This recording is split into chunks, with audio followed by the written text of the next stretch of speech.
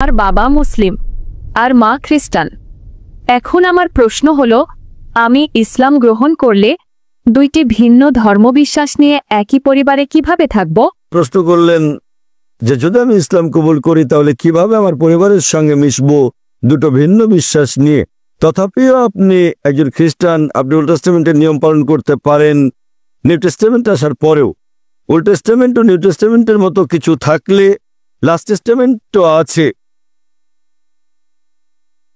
মহিমান্বিত কোরআন সর্বশক্তিমান ঈশ্বরের লাস্ট টেস্টামেন্ট, এবং এই মহিমান্বিত কোরআনে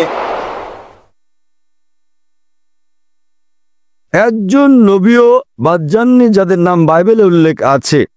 ইসলামে আমাদের সকল নবীকে বিশ্বাস করতে হয় যারা আগে এসেছেন, এবং তাদের সংখ্যা 25 জনের কম হবে না যাদের নাম করে উল্লেখ আছে, এবং তাদের সকলের নবী মুহাম্মদ সাল্লাল্লাহু আলাইহি ওয়াসাল্লাম ব্যতীত এবং তাদের দুজন ব্যতীত তাদের কথা বাইবেলে উল্লেখ আছে। তাই আমাদের সম্মান দেখাতে হবে সর্বশক্তিমান ঈশ্বরের সকল নবীকে, এবং আমাদের প্রিয় নবী মুহাম্মদ সাল্লাল্লাহু আলাইহি ওয়াসাল্লাম বলেছেন সর্বশক্তিমান আল্লাহ পৃথিবীতে 1,24,000 পয়গম্বর পাঠিয়েছেন। তাই যদি আপনি মুসলিম হন, আপনার কোনো নবীকে অসম্মান করতে হবে না যাদের নাম বাইবেলে উল্লেখ করা হয়েছে।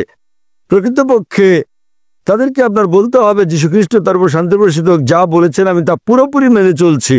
অন্য খ্রিস্টানরা কি করে তারা অনুসরণ করছে, হতে পারে 80%, হতে পারে 90, হতে পারে 50%। তাদেরকে আপনার বলা উচিত গসপেল অফ জনের 16 নম্বর অধ্যায়ের 12 থেকে 14 অনুচ্ছেদে যা বলা হয়েছে, তোমাদেরকে আমার অনেক কিছু বলা হচ্ছে, কিন্তু এখন তোমরা তা সহ্য করতে পারবে না। যখন সত্যের আত্মা আসবেন তিনি তোমাদের সব সত্যের দিকে নিয়ে যাবেন।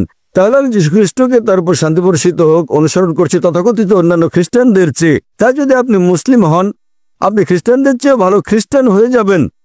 আশা করি প্রশ্নের উত্তর পেয়েছেন। আমি আমার মায়ের সমাধি দেখতে যখন যাই এবং সেখানে যতক্ষণ থাকি ততক্ষণ আমি সালাম পাঠাই। এটা করি এই আশায় যে হয়তো এই আমল দিয়ে আমি আমার মাকে কিছুটা সাহায্য করিতে পারবো। অন্তত পক্ষে কবরের শাস্তি থেকে কয়েক মিনিটের জন্য আমার মাকে মুনকার নাকিরের শাস্তি থেকে বিশ্রাম দিতে পারবো। বোন প্রশ্ন করেছেন যে তিনি কি একজন অমুসলিম মায়ের কবরে সালাম দিতে পারেন? ঠিক। হ্যাঁ, কিন্তু এটা আমার মায়ের জন্য নয়, বরং মুনকার নাকিরের জন্য। হয়তো তারা আমার সালামের উত্তর দেওয়ার জন্য আমার মাকে শাস্তি দেওয়া বন্ধ করবে।